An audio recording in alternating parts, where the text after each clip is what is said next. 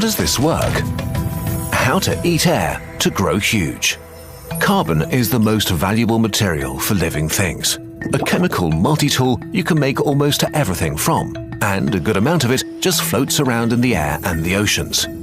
What makes plants so incredibly successful is that over 1 billion years ago, their ancestors became better than any other living thing at harvesting carbon. They used it to grow and grow and grow.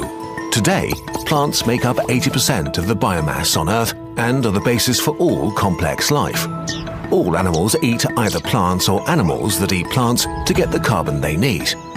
Trees are an especially ingenious way plants found to harvest massive amounts of carbon.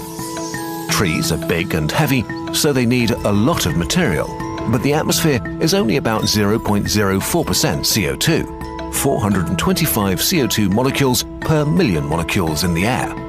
To get a single ton of carbon, a tree has to process 6,000 tons or 5 million cubic meters of air. This is a lot. So trees developed sophisticated biological industrial megalopolises, their crowns. A huge industrial park network made from dozens of branches, sub-branches, and hundreds of thousands of twigs that can sense the sun and shape the tree to grow towards it in slow motion. They're carrying up to 1 million leaves, the industrial parks where a tree eats and builds, consuming extreme amounts of resources from the air and fed by the roots down below while vomiting waste and changing the climate around them. Let's zoom into a single leaf. It's made from hundreds of millions of factory cells and optimized to have as much surface area and be as thin as possible to harvest sunlight. While your skin is hundreds of cells thick, a leaf can be just 10 cells top to bottom.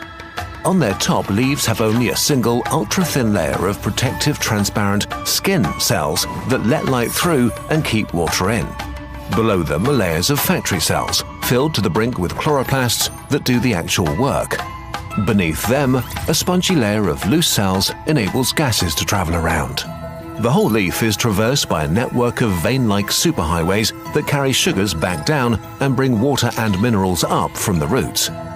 At the bottom is another protective layer of cells interrupted by hundreds of thousands of stomata, tiny mouths opened and closed by 2 guard cells that look a bit like lips. Each day, an adult tree pulls up dozens of liters of water all the way from its roots in the ground to these veins, where about 95% of it is sweated out through hundreds of billions of these tiny mouths. This cools the leaf factories, which need to stay in direct sunlight as long as possible, and the air around the tree.